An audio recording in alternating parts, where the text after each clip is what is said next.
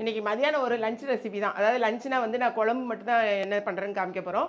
இது ரொம்ப ஈஸியாக இருக்கும், டக்குன்னு செய்யக்கூடியது. இது வந்து ஒரு பருப்பு குழம்பு தான். அதாவது வந்து தண்ணி பருப்பு குழம்புன்னு ஒன்று வச்சுருப்பேன், அது இல்லை. இது டக்குன்னு போட்டு குக்கர் ஆஃப் பண்ணி தாளித்து விட்டுற வேண்டியதான். ரொம்பவே சூப்பராக இருக்கும் டேஸ்ட் லெவலில். நான் எல்லாமே எடுத்து வச்சுருக்கேன். அதனால் உங்களுக்கு 5 நிமிஷம், அதாவது குக்கரில் விசில் வர்றது தான் உங்களுக்கு டைமே. நீங்கள் பிகினஸாக இருந்தால் கூட ஈஸியாக செய்யலாம். நான் இதுக்கு வந்து கிட்டத்தட்ட பார்த்தீங்கன்னா ஒரு 100 கிராம் இருக்கும் துவரம்பருப்பு எடுத்து இப்போ தான் கழுவி வச்சுருக்கேன். ஓகேங்களா? துவரம்பருப்பை மட்டும் முதல்ல எடுத்துக்கோங்க. கழுவி வச்சுட்டு இது கூட நான் என்னென்னலாம் ஆட் பண்ணுறேன்னு மட்டும் பார்த்துக்கோங்க. ஆக்சுவலாக இதுக்கு ஒரு 4-5 பூண்டு பல் வந்து ஒரு 5-6 பல் பூண்டு வந்து உரிச்சு வச்சுருக்கேன். ஓகே. அடுத்தது நீங்கள் வந்து சாம்பார் வெங்காயம் யூஸ் பண்ணிங்கன்னா சாம்பார் வெங்காயம் போட்டுக்கோங்க. அப்படி இல்லை உங்கள்கிட்ட பல்லாரி தான் இருக்குன்னா பல்லாரி நீங்கள் யூஸ் பண்ணிக்கலாம். நான் வந்து சாம்பார் வெங்காயத்தை உரிச்சு வச்சுருக்கேன், அவ்வளோதான். ஒரு 10 போல் எடுத்துக்கோங்க. இதுக்கு காரத்துக்கு அதே மாதிரி நான் ஒரு 10 இல்லை ஒரு 8 பச்சை மிளகா. காரம் வந்து வெறும் பச்சை மிளகா தான். உங்களுக்கு பச்சை மிளகா வந்து ரொம்ப போடுற மாதிரி உங்களுக்கு ஃபீல் ஆச்சுன்னு சொன்னால் கட்டாயமாக அதில் வந்து ஒரு 3-4 போட்டுக்கோங்க. ஏன்னா நிறைய பேர் வந்து பச்சை மிளகா ரொம்ப யூஸ் பண்ண மாட்டேங்க. எங்களுக்கு இந்த காரம் வந்து வெறும் பச்சை மிளகா தான், வேறு எதுவுமே நம்ம போடுறது கிடையாது. அதனால நான் வந்து ஒரு 8 பச்சை மிளகா போட்டிருக்கேன். ஏன்னா என்னுடைய வீடியோஸ் ரெகுலராக நீங்கள் பார்க்குறவங்களுக்கு தெரியும், நான் நிறைய வந்து காரம் எடுத்துக்குவோம். நிறைய பேர் சொல்கிறீங்க நீங்கள் ரொம்ப காரம் எடுக்கீங்கன்னு, பட் எனக்கு அது ரொம்ப பிடிக்கும். எங்கள் வீட்டில் எல்லாருமே காரம் நல்லா சாப்பிடுவோம். அதனால் நான் ஒரு 8 பச்சை மிளகா போட்டிருக்கேன். அதேமாதிரி இதில் புளி போட போகிறதில்ல. 2 தக்காளி எடுத்து கட் பண்ணி போட்டுக்கலாம். தக்காளி வந்து நல்லா கொஞ்சம் பெரிய சைஸாக தான் இருக்குது. சின்னதாக இருந்தால் ஒரு 3 போட்டுக்கலாம். தக்காளியை வந்து கட் பண்ணி போட்டாச்சு. மஞ்சத்தூள் தேவையான அளவுக்கு மஞ்சத்தூள் போட்டுக்கோங்க. வாசத்துக்கு ஒரு 1/2 ஸ்பூனுக்கு ஜீரகம். ஓகே, இவ்வளோ தான் இதனுடைய இன்க்ரீடியன்ட்ஸ். இது ரொம்ப குட்டி ஸ்பூன், அதனால் இந்த அளவுக்கு போடுறேன். நீங்கள் பெரிய ஸ்பூன்னா ஒரு 1/2 ஸ்பூன் போட்டுக்கோங்க, உங்களுக்கு கரெக்டாக இருக்கும். அதே மாதிரி இப்போ நம்ம தண்ணியை ஊற்றி குக்கரை ஆன் பண்ணிட வேண்டியதான். ஸ்டவ்வில் வச்சிட வேண்டியதான். முங்குற அளவுக்கு நான் ஊற்றிட்டேன் தண்ணி. கரெக்டாக அந்த பருப்பு முங்குற அளவுக்கு வச்சுக்கோங்க. ஸ்டவ் ஆன் பண்ணிவிட்டு நான் வந்து என்னென்னா குக்கர் விசில் வந்தோடனே சிம் பண்ணி 7 மினிட்ஸ் எப்பவும் நீங்கள் நான் சொல்கிற அதே ஒரே இதுதான். பட் நீங்கள் 3 விசில் வச்சு உங்கள் குக்கர் கரெக்டாக இருக்கும், உங்களுக்கு பருப்பு வெந்துரும்னு சொன்னால் 3 விசில் மட்டும் வச்சு எடுத்துக்கோங்க. ஓகேங்களா? இந்த குக்கரில் விசில் வர்ற டைமில் அது ரொம்ப ஈஸியாக முடிஞ்சிடும். உடனே அவ்வளோதான் தாளிக்க போகிறோம். காலிஃப்ளவரையும் சைட் பை சைடாக நம்ம பொரிச்சிடலாம். இப்போ பாருங்கள், காலிஃப்ளவருக்கு ஏற்கனவே நம்ம மசாலாலாம் போட்டு வச்சுருக்கேன். இது நான் நிறையா தடவை வந்து ரெசிபி வீடியோ நான் போட்டிருக்கேன். இதை வந்து சைடில் நான் பொரிச்சிடுறேன். ஓகேங்களா?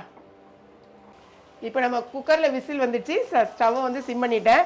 சிம் பண்ணதுக்கப்புறமா எத்தனை விசில் வந்தாலும் நான் பார்க்க மாட்டேன். 7 மினிட்ஸ் தான். இங்கே பார்த்தீங்கன்னா சைட் பை சைடாக அங்கே பாருங்கள் நம்மளுடைய சிக்கன் 65 சிக்கனில் காலிஃப்ளவர் 65 போட்டுட்ருக்கேன். ஓகே, எதுவும் போட்டோன்னா டக்குன்னு நமக்கு எல்லாம் ரெடி ஆகிடும். 2 பக்கமும் நிதானமாக கிளறுங்க. ஃபஸ்ட்டில் போட்டோன்னே கிளறக்கூடாது. 2 பக்கமும் நிதானமாக நல்லா நின்று எடுத்து இந்த மாதிரி நீங்கள் டீப் ஃப்ரை பண்ணிங்கன்னா நல்லா வந்து உங்களுக்கு கிறிஸ்பியாக இருக்கும். நீங்கள் எண்ணெயில் பார்த்தீங்கன்னா ஒரு இது கூட மாவு பிரிஞ்சிருக்காது பாருங்களேன். முதல்ல எண்ணெயை காமி தம்பி. இந்த இங்கே அது வந்து நல்லா டீப்பாக வந்து நல்லா வரும். பட்டுங்க பாருங்கள், எண்ணெயில் மாவே பிரியக்கூடாது, அந்த மாதிரி வரும் உங்களுக்கு. இந்த இது வந்து சாப்பிடும் போது கிறிஸ்பியாக இருக்கும். இதுக்கு நீங்கள் என்னென்ன போட்டிங்கன்னு திரும்ப கட்டாயமாக கேட்பீங்க. இதுக்கு இஞ்சி பூண்டு பேஸ்ட்டு, கொஞ்சோண்டு கரம் மசாலா, அப்புறம் கடலை மாவு மஸ்ட். இதுக்கு கட்டாயம் கடலை மாவு, கார்ன்ஃப்ளவர் மாவும் கொஞ்சம் நிறைய போட்டுக்கணும். கொஞ்சமாக அரிசி மாவு போட்டுக்கோங்க, உப்பு போட்டுக்கோங்க, வத்தல் தூள் போட்டுக்கணும். உங்களுக்கு காரத்துக்கு தகுந்த மாதிரி வத்தல் தூள் போட்டுக்கணும். அவ்வளோதான் இதனுடைய இன்க்ரீடியன்ஸ், இவ்வளோ தான். ஓகே, போட்டு அதாவது முதல்ல தண்ணி ஊற்றி கொஞ்சம் நல்லா சூடான பிறகு அதை எடுப்போம் பார்த்தீங்களா, ஏன்னா பூச்சி இருந்துச்சுன்னா அதை மாதிரி எடுத்துட்டு அதுக்கப்புறமா இந்த மாதிரி நீங்கள் இப்போ நம்ம குக்கரை ஆஃப் பண்ணியாச்சு. ஸ்டீம்லாம் போயிடுச்சு பார்த்தீங்களா. கரெக்டாக அந்த தண்ணி வச்சது நமக்கு கரெக்டாக இருக்குது. இப்போ நம்ம வந்துட்டு ஒரு மத்து, சரியா, மத்து வச்சு இதில் கடைஞ்சிக்கலாம். அப்புறமா இந்த பாருங்க, இது நல்லா நார்மலாக நீங்கள் இந்த அளவு வச்சிங்கன்னா கரெக்டாக இருக்கும் என்னோடது. அதான் நான் திரும்ப சொல்கிறது. உங்கள் குக்கரை இதுக்கு பார்த்துக்கோங்க. அந்த பச்சை மிளகா வந்து கொஞ்சம் நல்லா இப்படி கடைஞ்சி விடுங்க. ரொம்பலாம் நம்ம போட்டு கடையணுன்னே கிடையாது, அது நல்லாவே மசிஞ்சிட்டு. ஆனால் அந்த பச்சை மிளகாவில் இந்த இதை மட்டும் லைட்டாக சூப்பர் ரைட்டா, அவ்வளோதான். இதில் கொஞ்சமாக லைட்டாக தண்ணி ஊற்றிக்கலாம்.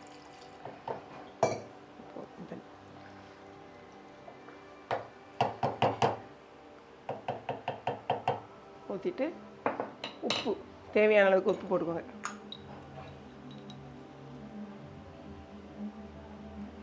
கரெக்டாக என்னடா உப்பு போட்டாச்சு.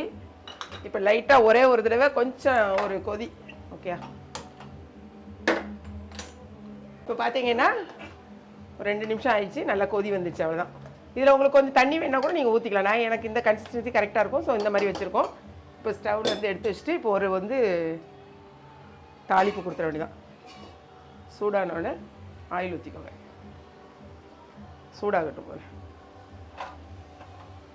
இதுலேருந்து கூட கொஞ்சம் எண்ணெயை தூக்கி ஊற்றிக்கலாம். இந்த முடிஞ்சிடுச்சு பாருங்கள், இது கடைசி ட்ரிப்பு. ஆனால் கொஞ்சம் இந்த மாதிரி பெருசு பெருசாக போட்டுறாதீங்க. என்ன, நான் கொஞ்சம் பெருசாக போட்டிருக்கேன். ஆக்சுவலாக இது சின்னதாக குட்டி குட்டியாக போட்டிங்கன்னா அப்படி சூப்பராக இருக்கும். ஏன்னா அந்த எண்ணெய் வந்து வேஸ்ட்டாக ஆகும் தாங்க.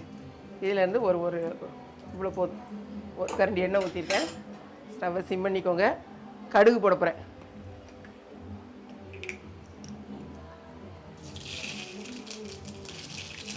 கடுகு, காஞ்ச மிளகா, ஒரு 2 காஞ்ச மிளகா, சரியா?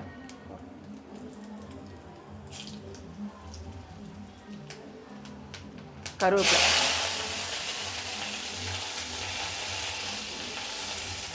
இந்த மல்லியை வந்து இதிலையே போட்டுக்கோங்க. நீங்கள் அதில் போடணும் கிடையாது, எண்ணெயில் போடணும் கிடையாது, சரியா? அவ்வளோதான். இது அதுக்குள்ளே பாரு கறிச்சு.